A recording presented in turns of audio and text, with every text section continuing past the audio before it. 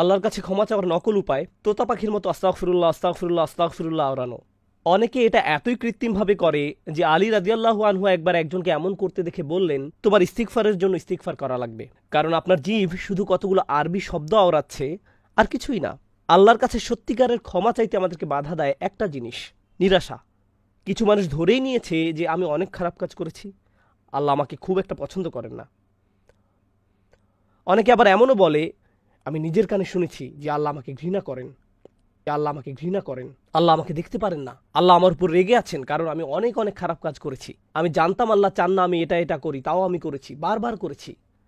তাই ভালো মানুষের লিস্ট থেকে আল্লাহ আমার নাম কেটে দিয়েছেন। আমার প্রার্থনার কোনো মূল্য নেই। এবং যখন কেউ এরকম বিশ্বাস পোষণ করে তখন সে অন্যদের কি বলে জানেন? আমি খুব খারাপ মানুষ, আপনি কি আমার জন্য দোয়া করতে পারবেন? কারণ আমার তো লিস্টে নাম নেই, আপনার নিশ্চয়ই আছে, তাই আপনি আমার হয়ে দোয়া করুন। আল্লাহ অন্তত আপনার কথা শুনবেন, তার সাথে আপনার ভালো সম্পর্ক, হয়তো এটাই আমার একমাত্র সুযোগ, কারণ আল্লাহ আমার নিজের দোয়া কখনোই শুনবেন না। চলো নূহ আলাইহিস সালামের কথায় যাই। তিনি কাদেরকে ক্ষমার প্রস্তাব দিয়েছিলেন? পৃথিবীর সবচেয়ে অবাধ্য জাতিগুলোর একটিকে। তারা লাগাতার আল্লাহর অবাধ্যতা করত। নূহ আলাইহিস সালাম তাদের বললেন, তোমরা যদি ক্ষমা চাও তাহলে আল্লাহ তোমাদের ক্ষমা তো করবেনই, উপরন্তু তিনি তোমাদের জন্য পৃথিবীর প্রাচুর্যের দরজা খুলে দিবেন। মানে আপনি নিজের ব্যাপারে নিরাশ হতে পারেন না, আপনি নিজেকে বলতে পারেন না আমি খুব বেশি নিচে চলে গেছি, ক্ষমা প্রার্থনা করা আমাকে মানায় না। অন্যরা হয়তো পারে, কিন্তু আমার ক্ষমার দিন শেষ, আমি আশার অতীত। মা আমার জন্য দোয়া করলেও করতে পারে, অথবা অমুক ভালো লোক আমার জন্য দোয়া করতে পারেন। আর এখানেই শয়তান এসে জুড়ে বসে, মানুষের হতাশার সুযোগ নিয়ে সে আরও খারাপ জিনিসের দরজা খুলে দেয়। সেটা কি জানেন? শিরক। শয়তান নকল ধর্মগুলো নিয়ে এসে তাকে বলে, তুমি খুব বড় গুনাহগার, জিসাস তোমাকে ক্ষমা করবেন। তুমি জিসাসের উপাসনা করো, তিনি তোমার হয়ে ঈশ্বরের কাছে ওকালতি করবেন। অথবা অমুক পীরের কবরে যাও, তার কাছে প্রার্থনা করো, তার কবরের সামনে মন্ডা মিঠাই রেখে আসো, তাহলেই সে আল্লাহর কাছে তোমার সমস্যাগুলোর সমাধান চেয়ে নিবে, কারণ তুমি খুব বড় গুনাহগার। তুমি সরাসরি আল্লাহর কাছে চাইতে পারো না, কিন্তু পীর সাহেব আল্লাহর কাছে সম্মানীয়, তাই তার মাধ্যমে আল্লাহর কাছে পৌঁছাতে পারবে। এভাবে শিরকের দরজা খুলে যায়। ঈমান এবং তাওহীদের মূল তাৎপর্য হলো আল্লাহর সাথে আমাদের সরাসরি সম্পর্ক। এটাই লা ইলাহা ইল্লাল্লাহ এর অর্থ।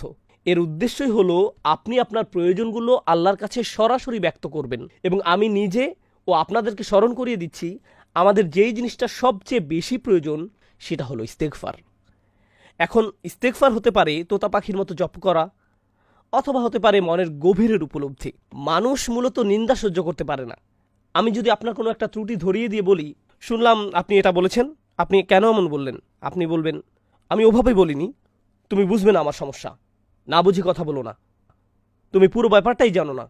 অথবা বললাম, আমি দেখলাম তুমি এটা করেছো, সাথে সাথে আপনি রেগে যাবেন। বালিল ইনসানু আলা নাফসিহি বাসীরা ওয়ালাউ আলকা মাআযীরা। বরং মানুষ নিজেই তার নিজের সম্পর্কে চক্ষুষ্মান। যদিও সে তার অজুহাত পেশ করতে চাইবে, আল্লাহর কাছে ক্ষমা চাইতে হলে আপনাকে একটা সময় বের করতে হবে। আপনি আরবি না জানলেও ক্ষতি নেই, আপনি যদি শুধু বাংলা জানেন, শুধু ইংরেজি বা শুধু উর্দু জানেন, সমস্যা নেই। আল্লাহর সাথে নিজের ভাষায় কথা বলুন এবং মন থেকে আপনার গুনাহগুলো স্বীকার করুন, আর কোনো অজুহাত দিবেন না। এটা করা খুব কঠিন, কারণ মানুষ যখন নিজেকে আয়নাতে দেখে তখন নিজেকেও মিথ্যা বলে। নিজেকে বলে, আমি অতটাও খারাপ নই, আমি যা করেছি তার পেছনে কারণ আছে, আমি অনেক কষ্টে ছিলাম। কিন্তু যখন আপনি আল্লাহর সামনে দাঁড়াবেন তখন অজুহাত দেবার কথা ভুলে যান, কারণ আপনার সব অজুহাত তিনি আগে থেকেই জানেন। তিনি জানেন আপনি কি কষ্ট সহ্য করেছেন, তিনি আপনার সমস্যাগুলোর কথা জানেন। ইয়া রব, আমি অনেক মানসিক চাপে ছিলাম তাই মদ খেয়েছি, এই ধরনের কৈফিয়ত তাকে দিবেন না, কারণ তিনি এসবের ব্যাপারে আপনার থেকেও ভালো জানেন। তার সামনে আপনাকে আসতে হবে সম্পূর্ণ আত্মসমর্পণ করে, কোনো ঢাল বর্ম ছাড়া, সব দ্বিধা, লজ্জা বা অস্বস্তি পেছনে ফেলে। আপনি অন্য কারো কাছে স্বীকার করতেও লজ্জা পাবেন যতক্ষণ না আপনি একেবারে খোলাখুলিভাবে আল্লাহর কাছে সব স্বীকার করেন। আপনি যেসব খারাপ কাজ করেছেন, যেসব ভুল করেছেন, সব। আর আমি আপনাকে বলছি, যখন আপনি আপনার অন্তরের ময়লাগুলোকে শব্দে পরিণত করবেন তখন আপনার গাল বেয়ে কান্না ঝরতে বাধ্য। মানুষ যখন কারোর সামনে মনের সব ঢাল বর্ম খুলে ফেলে, বিশেষ করে আল্লাহর সামনে, তখন তার চোখ দিয়ে পানি ঝরবেই ঝরবে, কারণ সেটা খুব দুর্বল একটি মুহূর্ত।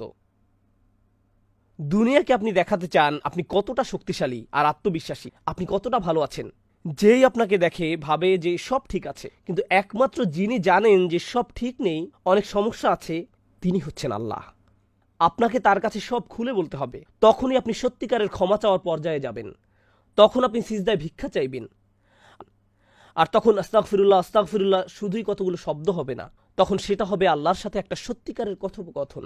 আল্লাহ আজ্জা ওয়া জাল্লার কাছে সত্যিকারের স্বীকারক। এটা যে কতটা কার্যকরী সেটা নিজে করে দেখুন। আপনার একান্ত নিজের জন্য একটা সময় বের করতে হবে, আর কেউ যেন কিছু শুনতে না পায়। হয়তো মধ্যরাতও আপনার জন্য সঠিক সময় না, যদি এমন হয় যে আপনার স্ত্রী আপনার পাশে শুয়ে সব শুনতে পাচ্ছেন। হয়তো আপনি যখন গাড়িতে একাকী বসে আছেন, সেটাই সময়। একা হওয়াটাই জরুরি। এটা আপনার আল্লাহর সাথে একান্ত সময়।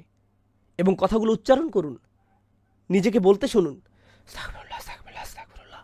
ফিসফিস করে বলবেন না। আর যদি আপনি কয়েকটা দোয়া আরবিতে মুখস্থ করে তোতা পাখির মতো আওড়াতে থাকেন, যেগুলোর অর্থ আপনার অজানা, সেই দোয়াগুলো অনেক সুন্দর ও জোরালো, আপনি সেগুলো আওড়াচ্ছেন অথচ আপনার মন সেগুলো বলছে না, শুধু আপনার জিভ বলছে, তাহলে আপনি ইস্তেগফার চাওয়া শুরুই করেননি। আপনি যে আরবি দোয়াগুলো বলছেন তার জন্য আল্লাহ আপনাকে প্রতিদান দিন, কিন্তু এটাকে ইস্তেগফার বলে না। ইস্তেগফার অন্য জিনিস।